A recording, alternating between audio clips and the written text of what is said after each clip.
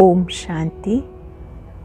आज बाबा के 19 दिसंबर 2020 के साकार मधुर महावाक्य हैं। आज के दिन की बहुत सुंदर विशेषता कि आज हम सब अव्यक्त मिलन करेंगे। संध्या काल में अव्यक्त मिलन से पहले पूरा दिन आज हम अपनी वाणी की शक्ति को कम से कम यूज़ करेंगे। आवश्यकता पड़ने पर ही इसका प्रयोग करें। साइलेंस में रहकर अच्छी स्मृतियों से अच्छे अभ्यास करें। जैसे मैं भाग्यवान आत्मा हूँ जो भगवान मुझसे मिलने के लिए आ रहे हैं। बार बार अपने भाग्य के सितारे को चमकता हुआ देखेंगे और मूल वतन में बाबा को निमंत्रण देंगे कि बाबा हमसे मिलने के लिए आ जाओ। जितना स्नेह भरा निमंत्रण हम देंगे उतना अच्छा अनुभव हम संध्या काल में कर पाएंगे। बाबा मिलन से पहले 5 से 6 बहुत सुंदर प्रभु मिलन की तैयारी पर भ्राता सूर्य जी क्लास कराएंगे माउंट आबू से लाइव। आप सभी ज़रूर वो क्लास अटेंड करें। क्लास के मुख्य पॉइंट्स नोट करेंगे, अच्छे अभ्यास करेंगे और 6:30 से 7:30 अव्यक्त मिलन का आनंद लेंगे। आज के मधुर महावाक्यों में बाबा ने हमें वायदा याद दिलाया। कौन सा वायदा किया था? याद है आप सबको? हम सब ने वायदा किया था, आप जब आएंगे तो हम वारी जाएंगे, कुर्बान जाएंगे। बाबा ने कहा कि बाबा बच्चों को वायदा याद दिलाने के लिए आए हैं। फिर बाबा ने कहा कि आप सब खुश नसीब आत्माएं हो जो आपको खुशियों का सागर बाबा मिल गया, खुशी की चाबी मिल गई। अब इस चाबी को यूज़ करो। चाबी को यूज़ करना अर्थात श्रेष्ठ स्मृतियों में रहना। जितना श्रेष्ठ स्मृतियों में रहेंगे, इस चाबी का प्रयोग करते रहेंगे, उतना खजानों से माला माल बन जाएंगे। फिर बाबा ने कहा कि जो देवी देवताएं हैं वो कभी किसी को याद नहीं करते हैं, ना शिव बाबा को याद करते हैं, ना किसी चित्र को याद करते हैं, क्योंकि वो पूज्य हैं। आपको भी इस समय पूज्य आत्मा बनना है। एक दूसरे का रिस्पेक्ट तो करना है, लेकिन याद शिव बाबा को करना है। अब हम सुनते हैं आज के मधुर महावाक्य बाबा के शब्दों में। बाबा ने कहा, मीठे बच्चे, तुम्हारा वायदा है, जब आप आएंगे तो हम वारी जाएंगे। जब आप आएंगे तो हम वारी जाएंगे। अब बाबा आए हैं तुम्हें वायदा याद दिलाने के लिए। क्यों आए हैं बाबा? हमारा वायदा याद दिलाने के लिए। कुछ ने किस मुख्य विशेषता के कारण पूज्य सिर्फ देवताओं को ही कह सकते हैं? ऐसी कौन सी विशेषता है जिसके कारण पूज्य सिर्फ देवताओं को ही कह सकते हैं? देवताओं की ही विशेषता है जो कभी किसी को याद नहीं करते, ना बाबा को याद करते हैं, ना किसी के चित्रों को याद करते हैं, इसलिए उन्हें पूज्य कहेंगे। वहाँ सुख ही सुख रहता है, इसलिए किसी को याद करने की दरकार नहीं। सतयुग में सुख ही सुख रहता, इसलिए वहाँ किसी को याद करने की दरकार नहीं। अब तुम एक बाप की याद से ऐसे पूज्य पावन बनते हो जो याद करने की दरकार ही नहीं रहती। इस समय ऐसे पावन बन जाते हो कि सतयुग त्रेता में याद करने की आवश्यकता नहीं रहती। ओम शांति। मीठे मीठे रूहानी बच्चे, अब रूहानी आत्मा तो नहीं कहेंगे, रूह अथवा आत्मा एक ही बात है। रूहानी बच्चों प्रति बाप समझाते हैं। आगे कभी भी आत्माओं को परम पिता परमात्मा ने ज्ञान नहीं दिया। बाप खुद कहते, मैं एक ही बार पुरुषोत्तम संगम युग पर आता हूँ। ध्यान से समझेंगे, पूरे 5000 वर्ष में कल्प में एक बार बाबा संगम युग पर आते हैं, ऐसे और कोई कह ना सके। सारे कल्प में सिवाय संगम युग के बाप खुद कभी आते ही नहीं। बाप संगम पर आते हैं जबकि भक्ति पूरी होती है और बाप बच्चों को बैठ ज्ञान देते हैं। अपने को आत्मा समझ बाप को याद करो। ये कई बच्चों को बहुत मुश्किल लगता है। अपने को आत्मा समझ बाप को याद करो। कई बच्चों को ये बात मुश्किल लगती है बहुत सहज, परंतु बुद्धि में ठीक रीति बैठता नहीं, तो घड़ी घड़ी समझाते रहते, समझाते हुए भी नहीं समझते। स्कूल में टीचर 12 मास पढ़ाते हैं, फिर भी कोई नापास हो जाते हैं। टीचर पूरा वर्ष पढ़ाते हैं, कोई बच्चे फिर भी नापास हो जाते हैं। ये बेहद का बाप भी रोज बच्चों को पढ़ाते हैं, फिर भी कोई को धारणा होती है और कोई भूल जाते हैं। मुख्य बात यही समझाई जाती, अपने को आत्मा समझो, बाप को याद करो। मुख्य बात कौन सी है? अपने को आत्मा समझो, बाबा को याद करो, महसूस करो मैं देह से न्यारी आत्मा हूँ। फिर एक बाबा याद आएगा। बाप ही कहते हैं माम एकम याद करो, और कोई मनुष्य मात्र कभी कह नहीं सकेंगे। बाबा कहते मैं एक ही बार आता हूँ, कल्प के बाद फिर संगम पर एक ही बार बच्चों को समझाता हूँ। तुम ही ज्ञान प्राप्त करते हो, दूसरा कोई लेते ही नहीं। प्रजापिता ब्रह्मा के तो मुख वंशावली ब्राह्मण इस ज्ञान को समझते हो।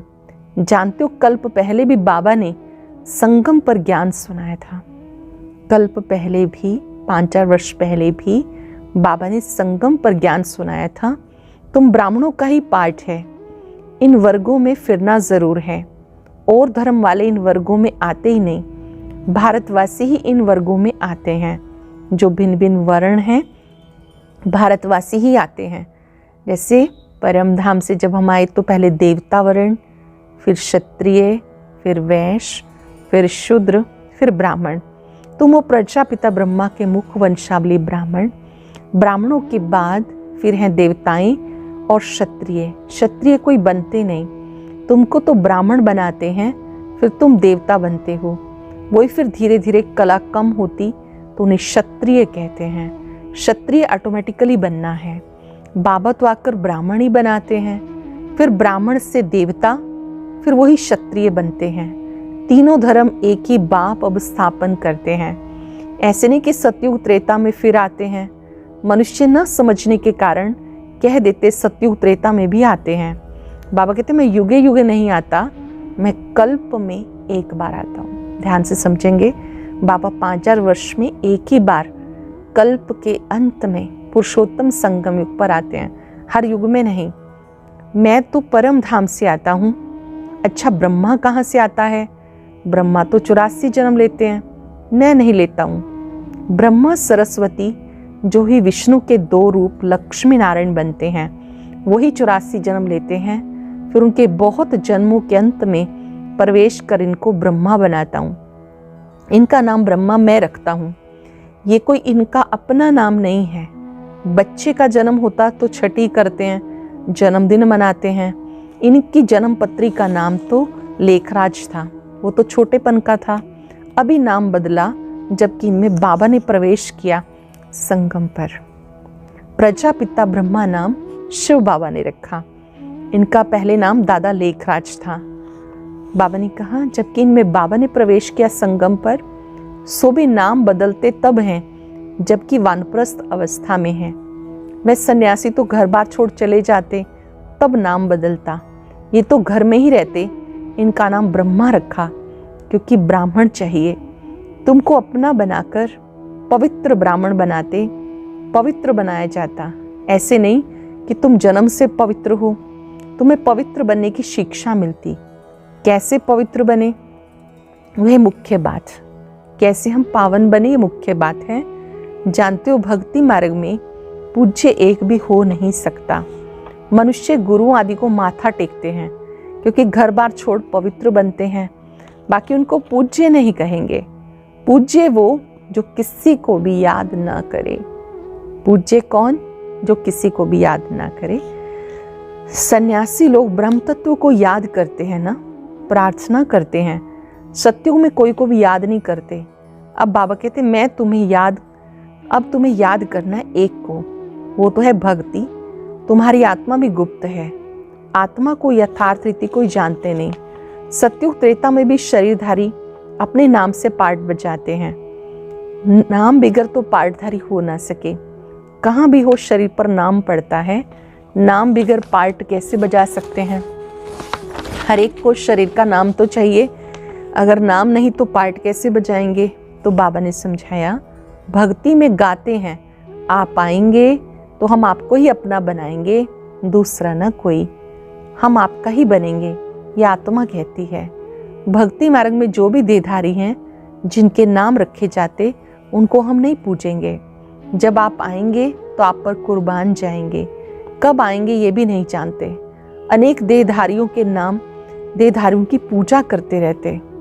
जब आधा कल्प भक्ति पूरी होती है तब बाबा आते हैं, कहते तुम जन्म जन्मांतर कहते आए, हम तुम्हारे बिगर किसी को याद नहीं करेंगे, अपनी देह को भी याद नहीं करेंगे, परंतु मुझे जानते ही नहीं तो याद कैसे करेंगे। बाबा कहते मैं तुम्हें वायदा याद दिलाने आया हूँ। आपने ही कहा था कि आप आएंगे तो हम वारी जाएंगे, कुर्बान जाएंगे, अपनी देह को भी याद नहीं करेंगे। अब बाबा बच्चों को समझाते, मीठे मीठे बच्चे, अपने को आत्मा समझो, बाप को याद करो, बाप ही पतित पावन है, उन्हें याद करने से तुम पावन सतो प्रधान बन जाएंगे। सत्युग त्रेता में भक्ति होती नहीं, तुम कोई को भी याद नहीं करते, ना बाप को ना चित्रों को, वहां तो सुख ही सुख रहता है। बाबा ने समझाया, जितना तुम नजदीक आते जाएंगे कर्मातीत अवस्था होती जाएगी। कर्मातीत अवस्था हमारी फाइनल स्टेज है। कर्म किया, कर्म के आकर्षण से परे हो गए। सतयुग में नई दुनिया, नए मकान में खुशी बहुत रहती है। फिर 25% पुराना होता तो जैसे स्वर्ग ही भूल जाता। तो बाबा कहते तुम गाते थे ना, आपके ही बनेंगे, आपसे ही सुनेंगे, तो जरूर आप परमात्मा को ही कहते हो ना। आत्मा कहती है परमात्मा बाप के लिए। आत्मा सूक्ष्म बिंदी है, उनको देखने के लिए दिव्य दृष्टि चाहिए। आत्मा का ध्यान कर नहीं सकेंगे। हम आत्मा इतनी छोटी बिंदी हैं, ऐसा समझकर याद करना मेहनत है। अति सूक्ष्म है आत्मा, जिसे स्थूल नेत्रों से देख नहीं सकते, केवल महसूस कर सकते हैं। बाबा कहते ऐसे समझ के याद करना मेहनत है। आत्मा के साक्षात्कार की कोशिश नहीं करते, परमात्मा के लिए कोशिश करते, जिसके लिए सुना है कि वो 1000 सूर्यों से तेजों में है। किसको साक्षात्कार होता? कहते बहुत तेजों में था, क्योंकि वही सुना हुआ है।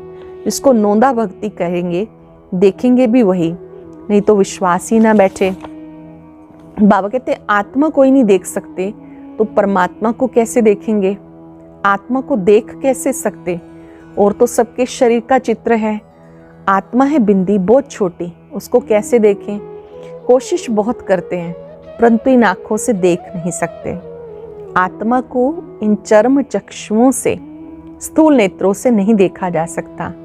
आत्मा को ज्ञान की अव्यक्त आंखें मिलती हैं, ज्ञान की अव्यक्त आंखें, तीसरा नेत्र मिलता है। जानते हो हम आत्मा कितनी छोटी हैं?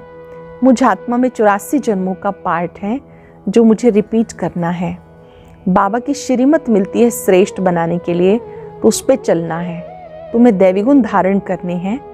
तुम्हारा खान पान भी रॉयल होना चाहिए, चलन भी बड़ी रॉयल होनी चाहिए। खान पान भी बहुत रॉयल, चलन भी रॉयल। तुम देवता बनते हो, देवताएं खुद पूज्य हैं, वो कभी किसी की पूजा नहीं करते। ये तो डबल सिरताज है ना, ये कभी किसी पूजते नहीं तो पूज्य ठहरे। सत्युग में किसको पूजने की दरकार ही नहीं। बाकी हाँ, एक दो का रिगार्ड जरूर करेंगे, पूजा नहीं करेंगे, एक दूसरे का रिस्पेक्ट जरूर करेंगे। ऐसे नमन करना, इसे रिगार्ड कहा जाता। ऐसे दिल से उनको याद करना है, रिगार्ड तो देना ही है। जैसे प्रेसिडेंट है, सब रिगार्ड रखते हैं, जानते ये बड़े मर्तबे वाले हैं, नमन थोड़ा ही करना है।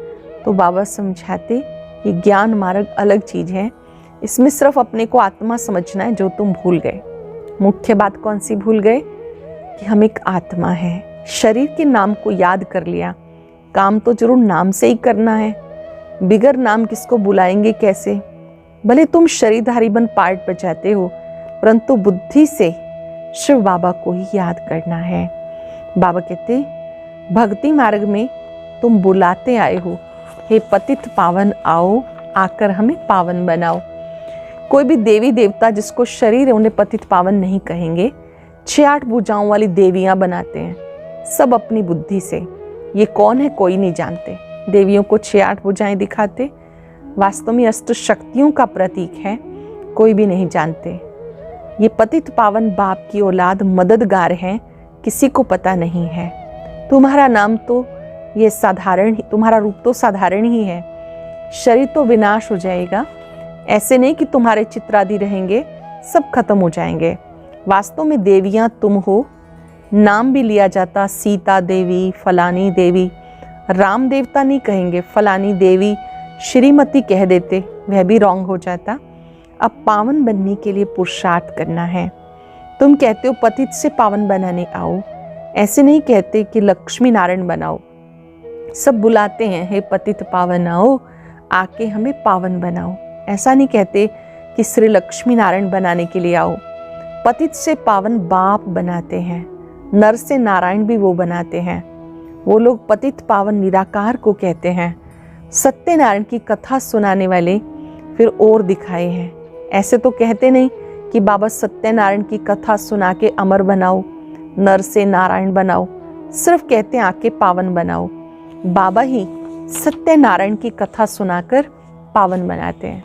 बाबा की मुरली ही सच्ची गीता है, सत्यनारायण की कथा है, जिसे सुनकर के आत्मा फिर से देवत्व को प्राप्त करती है। तुम फिर औरों को सत्य कथा सुनाते हो और कोई जान ना सके, तुम ही जानते हो। भले तुम्हारे घर में मित्र संबंधी भाई आदि हैं, वो भी नहीं समझते। बाबा कहते कि तुम बच्चे ही औरों को समझाते हो, ऐसे किसी को मालूम नहीं कि कैसे नर नारायण बन सकता है, नारी लक्ष्मी बन सकती है, कथा कौन सी सुननी है। अच्छा, मीठे मीठे सिक्के लदे बच्चों प्रति माता पिता बाप दादा का याद प्यार, गुड मॉर्निंग।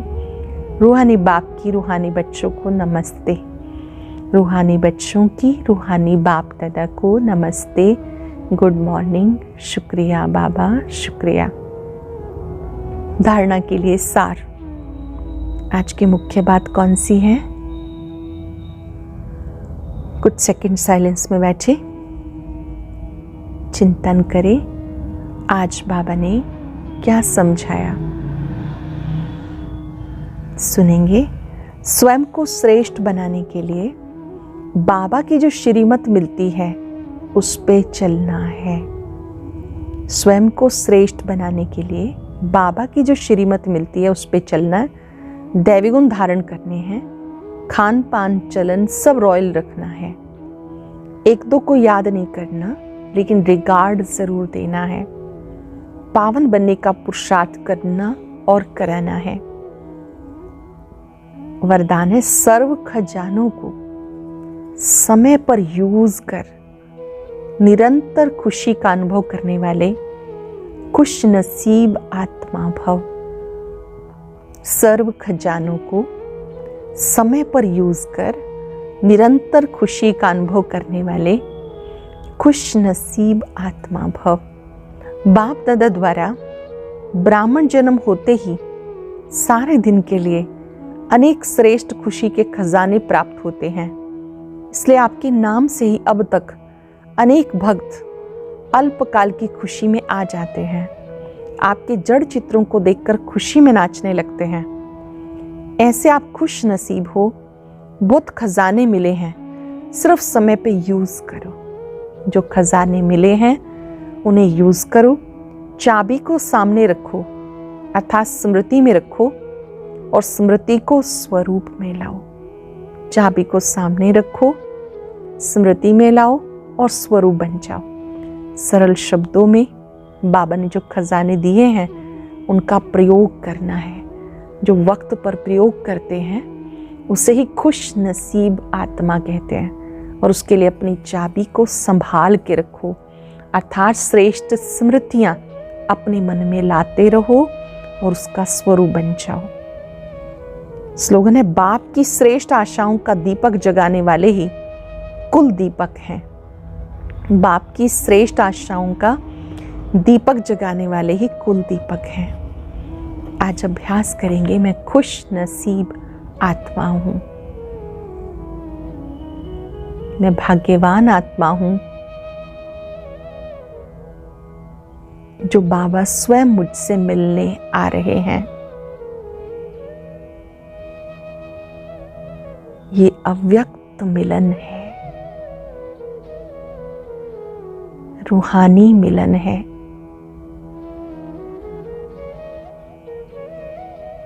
एक ऐसा मिलन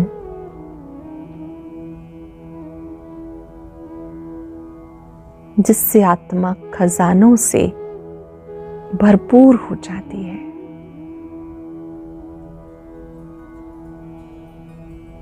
शक्तियों से भरपूर हो जाती है।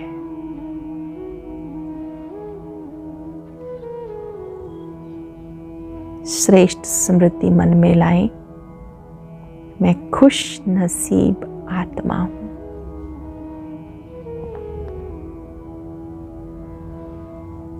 शुक्रिया बाबा, शुक्रिया।